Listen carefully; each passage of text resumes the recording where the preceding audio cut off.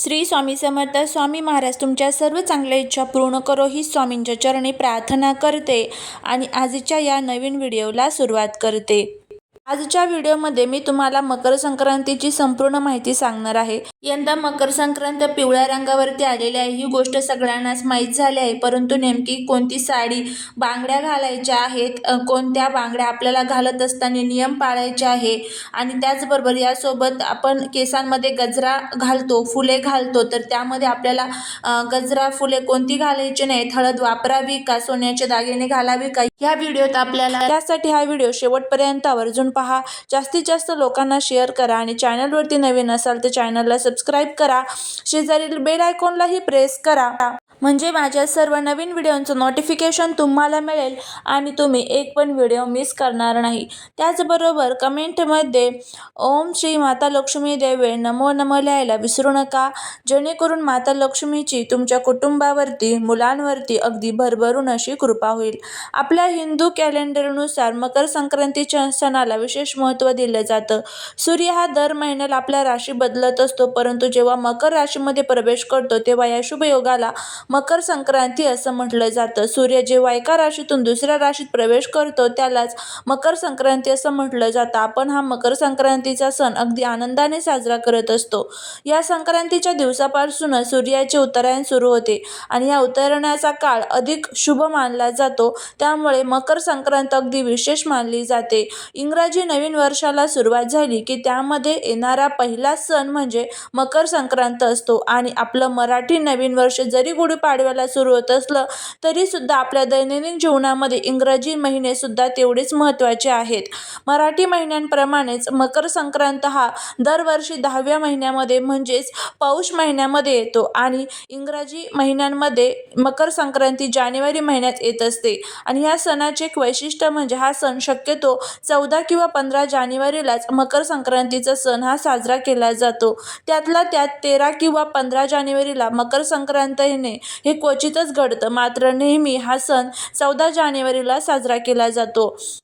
यंदा बुधवार 14 जानेवारी 2026 मध्ये मकर संक्रांत साजरी केली जाईल.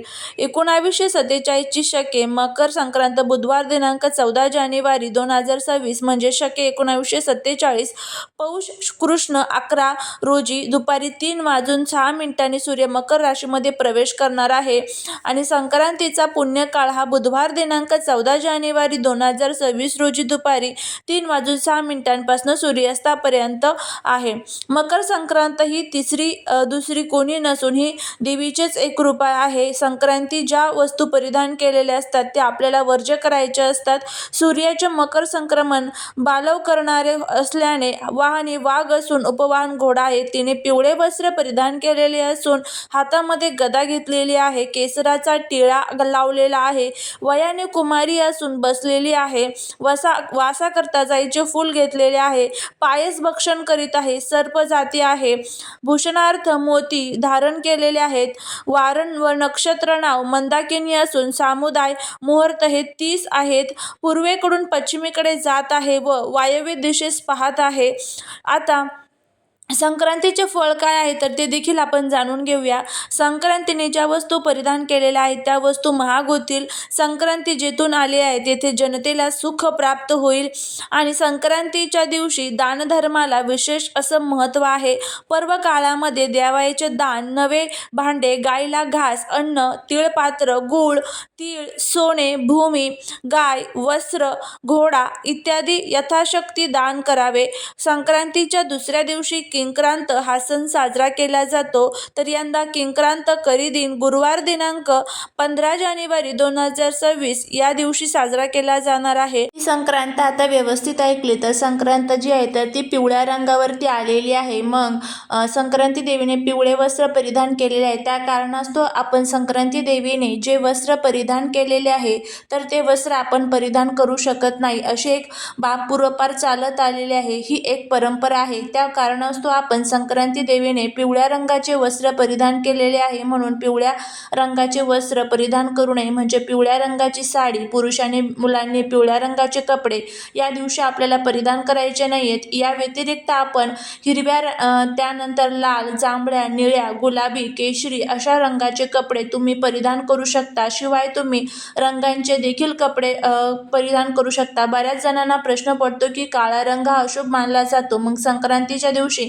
काळा रंग परिधान केला जातो. तर बघा, संक्रांतीच्या दिवशी सूर्य जेव्हा मकर राशीमध्ये प्रवेश करतो तेव्हा सूर्याची पत्नी छाया हिने रंगांचे वस्त्र परिधान केलेले होते. त्यासाठी सूर्याचा आशीर्वाद प्राप्त करण्यासाठी आपण काळ्या रंगाचे वस्त्र परिधान करू शकतो. शिवाय या दिवसांमध्ये भरपूर प्रमाणामध्ये थंडी असते. काळा रंग जो असतो तर तो उष्णता शोषून घेत असतो. आपलं शरीर जे आहे तर ते उबदार ठेवण्यास मदत करत असतो. त्यासाठी मकर संक्रांतीच्या दिवशी रंगांचे वस्त्र परिधान केले जातात. इतर कोणत्याही सणाच्या दिवशी आपण काळ्या रंगाचे वस्त्र परिधान करत नाही, परंतु मकर संक्रांतीच्या दिवशी आपण काळ्या रंगाचे वस्त्र परिधान करू शकतो. तरी देखील तुमच्या परंपरेमध्ये, तुमच्या घराण्यांमध्ये जर काळ्या रंगाचे कपडे परिधान करत नसेल तर तुम्ही या रंगाचे कपडे परिधान करू नका. याशिवाय तुम्ही इतर कोणत्याही रंगाचे म्हणजेच पिवळा रंग सोडून इतर कोणत्याही रंगाचे तुम्ही कपडे घालू शकता, साडी नेसू शकता. तर बघा, पिवळा रंग वर्ज्य करत असताना बरेच जण विचारतात की आमच्याकडे अमुक रंगाची साडी आहे, परंतु त्यामध्ये बॉर्डर जी आहे तर ती सोनेरी कलरची आहे किंवा साडीमध्ये थोडासा पिवळा कलर आहे, तर अशी साडी आपण नेसावी का? तर बघा, पिवळा रंग आपल्याला पूर्णपणे वर्ज्य करायचा आहे. परंतु जर तुम्ही समजा लाल साडी नेसली असाल, त्यामध्ये बॉर्डर सोनेरी असेल, तर ती साडी तुम्ही नेसू शकता. कारण ती बऱ्याच साड्यांची बॉर्डर असते तर ती सोनेरी कलरची असते. तर सोनेरी कलर हा आपल्याला वर्ज्य करायचा नाही. तो थोडासा पिवळसर असला तरी देखील सोन्याचा रंग आपण वापरू शकतो, सोन्याचे दागिने वापरू शकतो. फक्त पूर्ण पिवळसर किंवा पिवळ्या रंगामध्ये जे शेड असतात ना, डार्क पिवळा किंवा कमी पिवळा किंवा आंबा कलर, असे कलर तुम्हाला या वर्षी संक्रांतीला वर्ज्य करायचे आहे. या व्यतिरिक्त इतर कोणत्याही तुम्ही कलर यूज करा, परंतु आपल्याला एक दिवस हा कलर जो आहे तर तो आपण वर्ज्य केला तर काही हरकत होत नाही. याशिवाय बरेच जण विचारतात की पिवळा रंग जो आहे तर तो आपण किती दिवस वर्ज्य करायचा आहे, तर मकर संक्रांतीला किंवा रथसप्तमीपर्यंत का संपूर्ण वर्षभर? तर बघा, जो कलर आहे तर तो तुम्ही मकर संक्रांतीच्या 3 दिवसांमध्ये म्हणजेच भोगी, संक्रांत, क्रिक्रांत दिवसांमध्ये तुम्ही वर्ज्य करू शकता. आमच्याकडे हा जो कलर आहे तर तो रथसप्तमीपर्यंत देखील पाळला जातो. म्हणजे जेव्हा आपण हळदी कुंकू करतो तेव्हा रथसप्तमीच्या सणाला देखील हा रंग पाळला जातो. हा रंग घातला नाही जात. संक्रांतीने जो रंग परिधान केलेला आहे, कारण संक्रांतीपासून ते रथसप्तमीपर्यंत जे महिना आहे तर तो पौष महिना आहे, तर भगवान सूर्यदेवांना समर्पित असतो. त्यासाठी संक्रांतीने जे वस्त्र परिधान केलेले आहे ते वस्त्र हा पूर्ण महिनाभर किंवा पूर्ण तुम्ही संक्रांतीच्या सणाला, जसं की सांगितलं 3 दिवसांच्या संक्रांतीचा सण असतो, त्या 3 दिवसांमध्ये जेव्हा तुम्ही कधी हळदी कुंकू करणार आहात तर त्या हळदी कुंकवाला तुम्हाला वर्ज्य करायचं आहे. इतर कोणत्याही दिवशी तुम्ही पिवळा रंग घातला किंवा वर्षभर घातला तरी देखील काही हरकत नाही.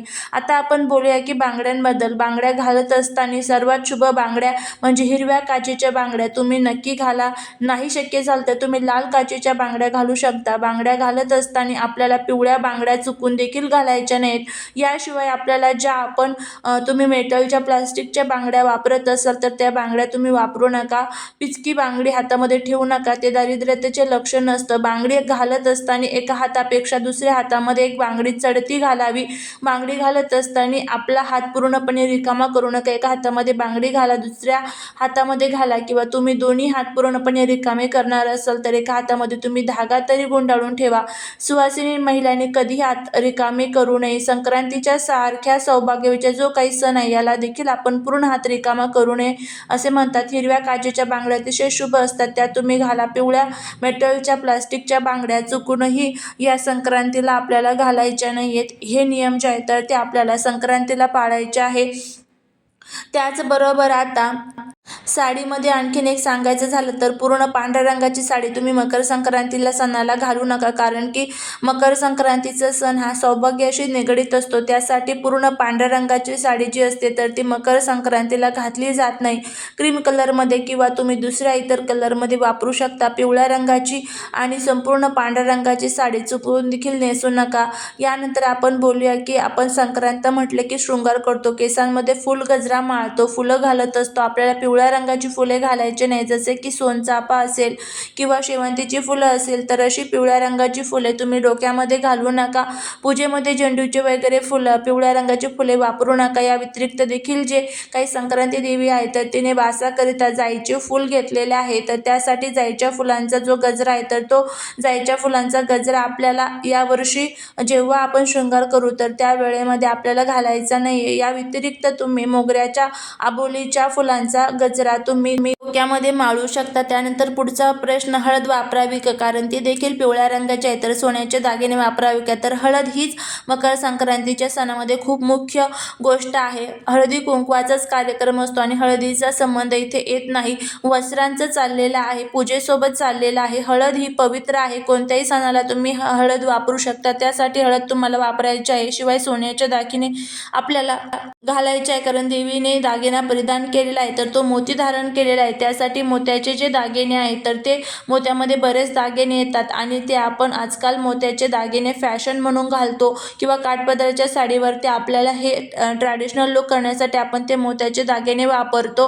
परंतु यावेळेस आपल्याला दागिने घालत असताना मोत्यांचे दागिने घालायचे नाही आहेत. देवीने मोती परिधान केलेला आहे, त्यासाठी तुम्ही सोन्याचे दागिने घालू शकता, त्याचबरोबर हळद वापरू शकता. अशा पद्धतीने ह्या ज्या काही वस्तू सांगितलेल्या आहेत तर त्या आपल्याला पूर्णपणे पाळायच्या आहे. देवीने केशराचा टिळा लावलेला आहे, त्यामुळे केसर जे आहे तर ते कपाळाला चुकूनही आपल्याला वापरायचं नाही. त्याचबरोबर खाण्यासाठी देवीने पायस घेतलेला आहे, तर चुकूनही आपल्याला पायस म्हणजेच खीर जी आहे तर ती खायची नाहीये. या पद्धतीने संपूर्ण संक्रांतीची माहिती आपण बघितली. जर तुम्हाला हा व्हिडिओ आवडला तर नक्की चॅनलला सबस्क्राईब करा. भेटूया पुढच्या एका छानशा नवीन व्हिडिओत नवीन माहितीसोबत. श्री स्वामी समर्थ.